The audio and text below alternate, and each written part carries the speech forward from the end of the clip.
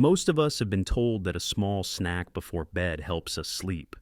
Maybe it's a piece of toast, a few crackers, or even a banana to settle the stomach. It feels comforting. It feels harmless.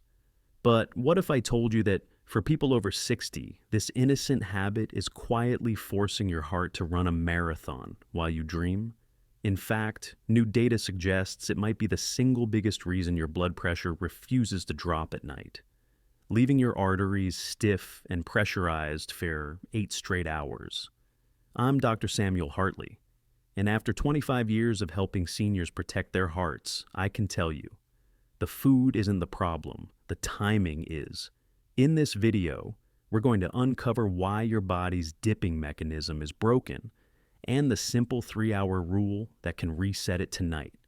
But first, we need to understand why your blood vessels are waiting for a signal that never comes. If you monitor your blood pressure at home, you know that morning feeling. You sit down, slip on the cuff, and wait.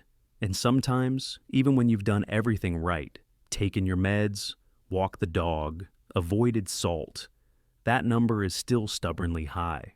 It's frustrating. It feels like your body is fighting against you, but often it's not fighting. It's just exhausted.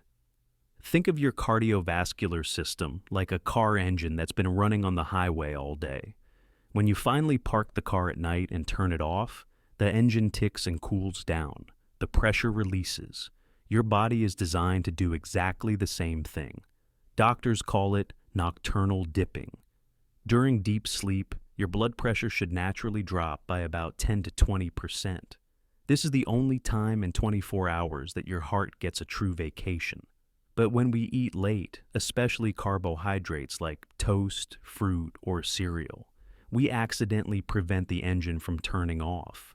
Digestion requires energy. It requires blood flow. But more importantly, that food triggers a hormone called insulin. And insulin has a noisy partner, the sympathetic nervous system. Instead of resting and digesting, your body shifts back into fight or flight. You might be asleep, but your blood vessels are wide awake and tense. This creates a phenomenon called non-dipping. And for decades, we thought this was just bad luck. But new research suggests we can switch the engine off manually. And the best part? It starts with understanding exactly when the kitchen should close. So here's the protocol I recommend to almost every patient concerned about their morning numbers. It's called the 3-hour gap. It's simple, but biologically it's non-negotiable.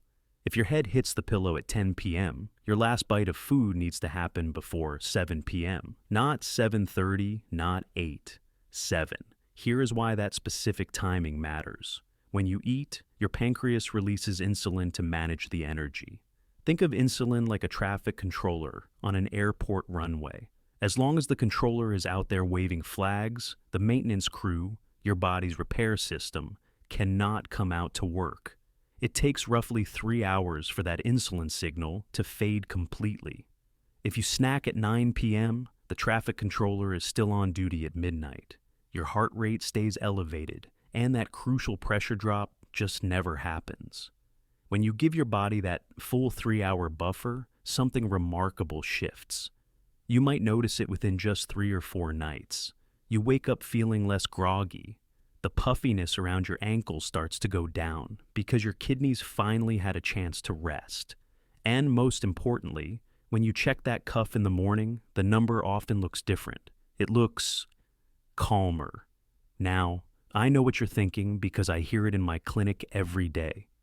But Dr. Hartley, if I eat at 7, I'll be starving by 10. I won't be able to sleep because I'm hungry. It's a valid fear, and for the first few nights, your stomach might grumble. It's used to a schedule. But hunger isn't the only thing that keeps us awake. There is actually a specific type of thirst that mimics hunger late at night. And there is one drink, warm, simple, and completely calorie-free, that doesn't just stop the hunger. It actually helps your arteries relax even further. The drink I often recommend isn't just water.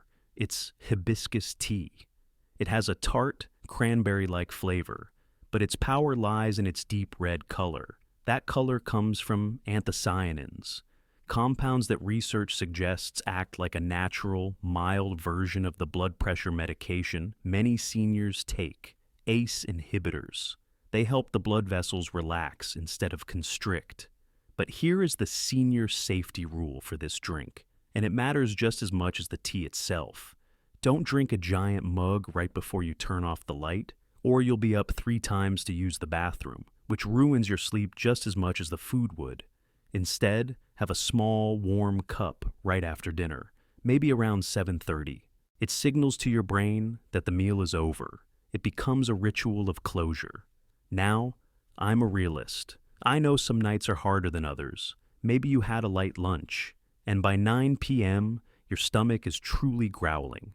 If you absolutely must eat during that 3-hour window, don't reach for the crackers. Reach for a zero insulin food, a few sticks of celery or a sliced cucumber. These are mostly water and fiber. They give you the crunch you're craving, but they fly under the radar of that traffic controller. They don't spike your insulin. By swapping the toast for the tea or the cookie for the cucumber, you aren't starving yourself. You are simply respecting your biology. You are clearing the runway. But even if you master the food timing perfectly, there is one environmental trigger in your bedroom right now that might be keeping your pressure high, even if your stomach is empty. And most people don't realize it's happening until they close their eyes. That trigger is temperature. Remember the car engine? It cannot cool down if it is parked in a furnace. To lower your blood pressure, your body physically needs to drop its core temperature by about 2 degrees.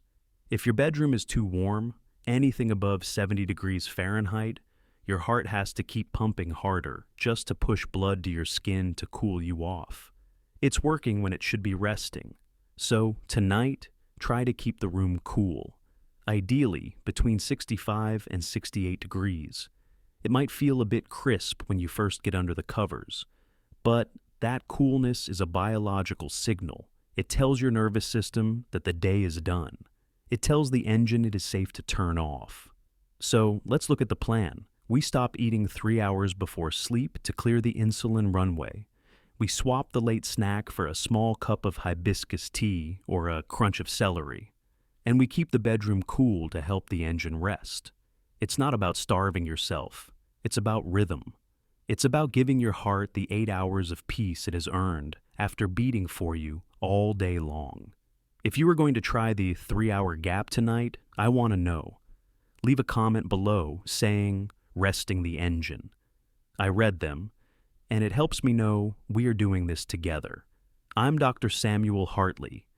Thank you for letting me be a part of your health journey, and I'll see you in the next video. As always, this content is for educational purposes. Please discuss any dietary changes with your doctor, especially if you're on medication for diabetes or blood pressure.